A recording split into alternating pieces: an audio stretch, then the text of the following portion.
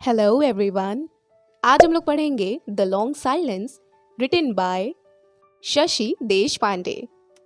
ये स्टोरी शुरू होती है जया नाम की एक लड़की से।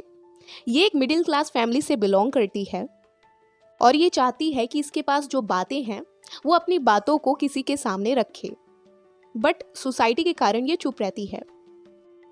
जया का एक भाई होता है जिसका नाम रवि होता है और उसकी एक बहन होती है और उसका नाम होता है कुसुम।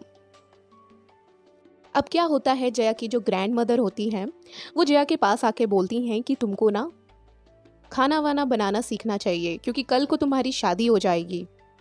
और वो समझाती हैं जया को कि अगर जहाँ पर तुम्हारी शादी हो वहाँ पर एकदम चुप रहना, चाहे वो गलत है या फिर सही है, तुम एकदम चुपचाप रहना, कुछ भी वहाँ पर जवाब नहीं देना। तो जया की जो ग्रैंड मदर हैं वो जया को समझाती हैं कि तुम चुप रहना। अब जया को ना लिखने का बड़ा शौक है, आर्टिकल्स लिखने का बहुत ज़्यादा शौक है, अपने थॉट्स को कैसे एक्सप्रेस करें उसको बहुत ही अच्छा लगता है। बट जया के घर में कोई भी जया को सपोर्ट नहीं करता। बट हाँ, उसके जो फादर होते हैं जया के, वो जया को सपोर्ट करते हैं और वो बोलते हैं जो भी तुम्हें अच्छा लगे तुम करो, तुम लिखो, अगर तुम्हें लिखना पसंद है तो तुम बंद मत करो, तुम अपने आर्टिकल्स को लिखो। अब कुछ सालों के बाद जया बड़ी हो जाती है और उसकी शादी हो जाती है। जया की शादी एक मोहन नाम के एक लड़के से होती है। इनकी मैरिज लाइफ इतनी अच्छी नहीं चलती क्योंकि जया जो होती है वो बहुत ही ज़्यादा साइलेंस रहती है। मतलब मोहन और जया के बीच में कोई भी कन्वर्जेशन होती ही नहीं है। मोहन चाहता है कि जया मेरी फीलिंग्स को समझे और मुझे सपोर्ट करे, और जया भी चाहती है कि मोहन मेरी फीलिंग्स को समझे और मुझे सपोर्ट करे, पर ऐसा कुछ भी नहीं होता। दोनों के बीच में कन्वर्जेशन होती ही नहीं है, एक लॉन्ग साइलेंस बना रहता है, जिसकी वजह से इन दोनों का मैरिज लाइफ जो होती है वो अच्छी नहीं चल पाती। जया के 2 बच्चे होते हैं, एक का नाम राहुल होता है और दूसरी का नाम रति। अब मोहन की नौकरी मुंबई में लग जाती है तो जया और उनके बच्चे वो सारे लोग मुंबई में शिफ्ट हो जाते हैं। वो लोगों को दिखाते हैं कि वो बहुत खुश हैं, पर अंदर ही अंदर उनका रिलेशनशिप इतना अच्छा नहीं होता। अब क्या होता है, कुछ दिन के बाद मोहन को उसकी जॉब से सस्पेंड कर दिया जाता है क्योंकि मोहन ने डॉक्यूमेंट्स की कॉपी करी और रिश्वत ली, इसलिए उसको सस्पेंड कर दिया जाता है। अब यहाँ पर मोहन इतना ज़्यादा दुखी है कि वो क्या करे, और जब वो घर आता है अपनी वाइफ को बताता है तो जया उसको दिलासा नहीं दे पाती। उसका जो सैडपन है उसको वो मोटिवेट नहीं कर पाती, उसको संभाल नहीं पाती मोहन को अपनी बातों से। तब भी जया साइलेंस रहती है, वो कुछ नहीं बोलती। अब यहाँ पर मोहन को किसी की ज़रूरत है कि वो उसको संभाले, पर ऐसा बिल्कुल नहीं होता है। अब मोहन और जया की सिचुएशन इतनी ख़राब हो जाती है कि उनको फ्लैट को छोड़ना पड़ता है और इनके बच्चे नेबर के घर में रहना शुरू कर देते हैं। इनके घर में गरीबी हो जाती है बहुत।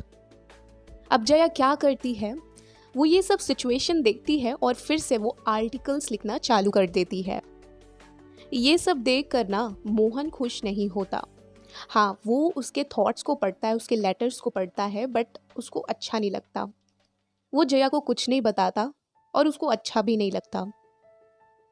जया समझ जाती है कि हाँ, मोहन को पसंद नहीं है मेरा लिखना, जो मुझे अच्छा लगता है वो उसको पसंद नहीं आ रहा है। यहाँ पर दोनों को प्यार की ज़रूरत थी। जया को उसको प्यार देना चाहिए था, मोहन को जया को प्यार देना चाहिए था, मतलब एक दूसरे को संभालना चाहिए था, पर ऐसा बिल्कुल नहीं होता है। अब एक दिन क्या होता है, अब जया और मोहन तो एक छोटे से घर में रहते हैं और इनके बच्चे नेबर के घर में रहते हैं। तो एक दिन कुसुम जो जया की बहन है वो जया के घर में विजिट करती है। जब वो घर में विजिट करती है तो अपनी वो मैरिज लाइफ के बारे में बताती है कि मैंने अपने हस्बैंड को डिवोर्स दे दिया है। उसकी बातों से जया और मोहन के रिलेशनशिप में बहुत ही ज़्यादा अफेक्ट होता है। जया भी सोचती है कि क्या फ़ायदा, जब एक मैरिज लाइफ खुश नहीं है तो इससे अच्छा तो डिवोर्स ही है। वो थोड़े दिन स्टे करती है कुसुम जया के घर में और फिर वो वापस अपने घर में आ जाती है। अब मोहन और जया की सिचुएशन और भी खराब हो जाती है।